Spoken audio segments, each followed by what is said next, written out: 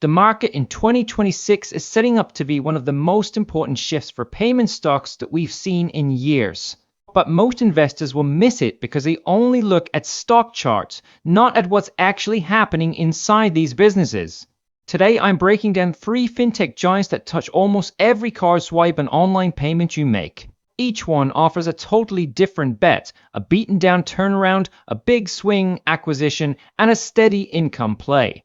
We're not here to chase headlines or follow blind tips. We're here to understand what we're buying, what we're paying, and what these companies might actually be worth. If you're serious about building wealth over time, hit subscribe and tap like. We're building a community of investors who look past the noise and focus on real business results, not hype. Let's start with the most stable name of the 3, Fidelity National Information Services, ticker FIS. You might think FIS is just another boring back-office banking vendor. In reality, it has turned itself into a cleaner, more focused financial infrastructure company with solid cash flow and a rising dividend.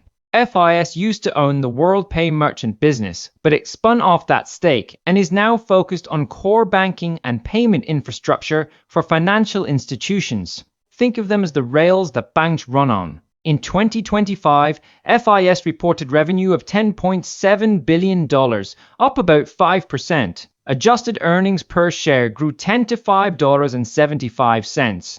More important for long-term investors, cash flow from continuing operations jumped 19%. That cash allowed FIS to return $2.1 billion to shareholders, including $1.3 billion in stock buybacks, and to raise its dividend by 10 to 44 cents per share each quarter. At current prices around $43, that dividend yield is close to 4%, which is attractive in the payment space. From a valuation view, FIS does not look cheap on a plain P/E basis. The P/E ratio is around 59, which looks high at first glance. But remember, that number can be distorted by one-time items and by the recent spin-off.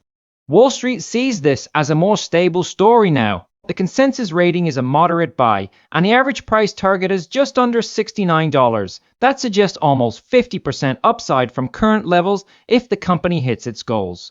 Management is guiding for adjusted revenue growth around 30% in 2026, with adjusted earnings per share up 8% to 10%. That step up in growth is tied to the cleaner structure after the Worldpay spin and a sharper focus on higher margin software and services. The main risks are tied to the broader financial sector. If banks pull back spending or large clients push down pricing, margins could get squeezed. But if you think banks will keep investing in technology and can live with some cyclicality, FIS offers a balance of income, buybacks, and reasonable growth. For someone who likes steady compounding and dividends, FIS looks like the safest of the 3. Next, let's talk about Global Payments, ticker GPN. On the surface, you might think Global Payments is just another card processor.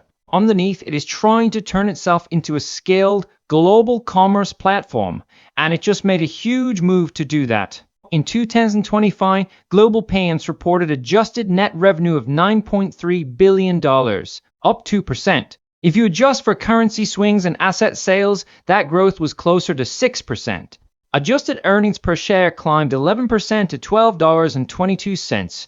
On those adjusted numbers, the business looks solid. But on a GAAP basis, which includes all items, both revenue and net income actually fell. That gap between adjusted and GAAP numbers is one reason many investors are cautious. Now to the big move. In January 2026, Global Payments closed a massive acquisition of Worldpay. The deal was complex, using cash, stock, and debt, and was valued at more than $24 billion. At the same time, GPN sold its issuer solutions business back to FIS. After these moves, Global Payments is now firmly focused on merchant solutions and commerce.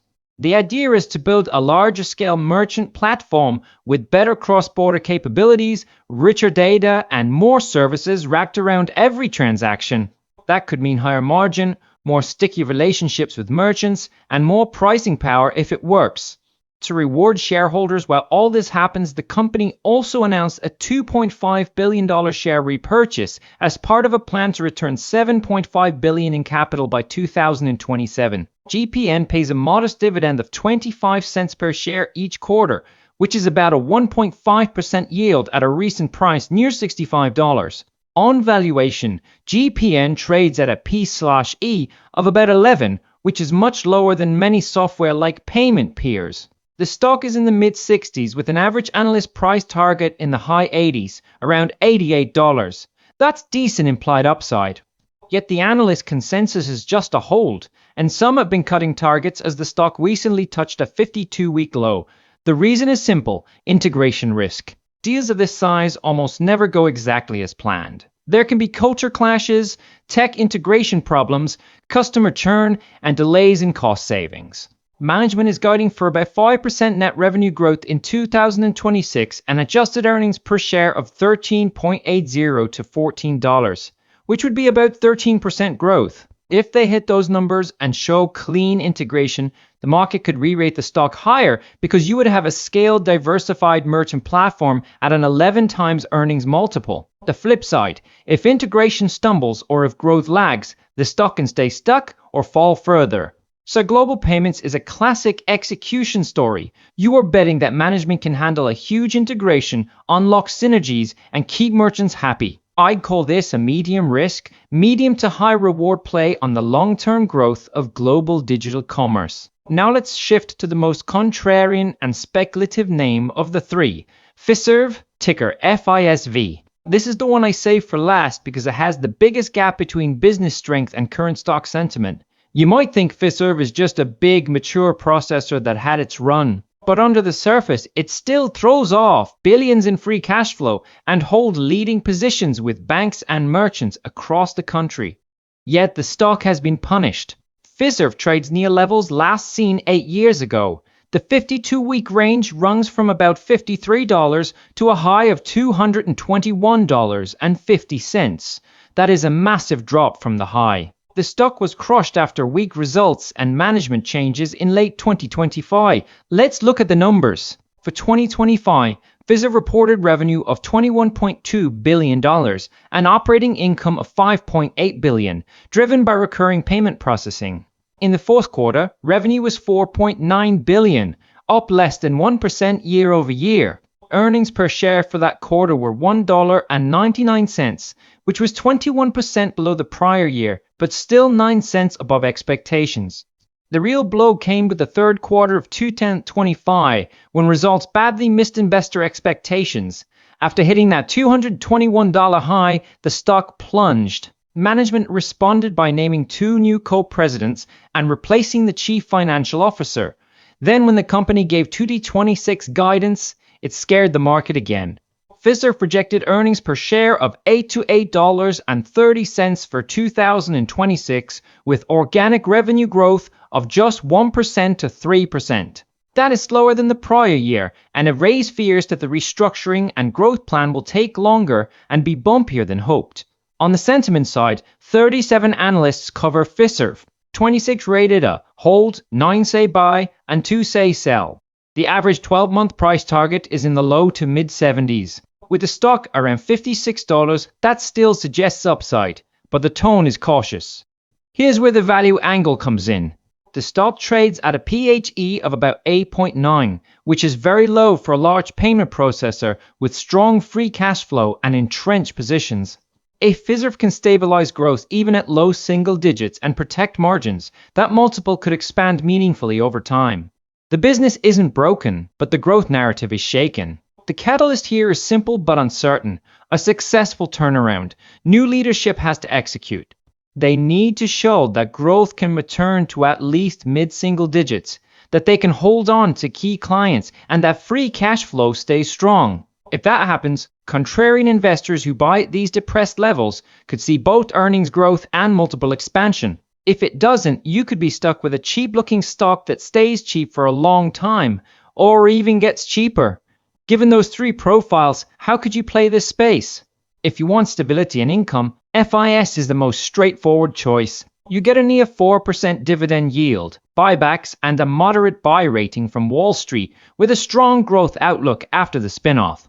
If you are willing to take on business execution risk for a chance at higher growth, Global Payments offers a major Worldpay integration story and an 11 times earnings multiple, with potential upside if management hits its targets. And if you're a true contrarian, comfortable with volatility and headlines, Fiserv is the deep value turnaround bet.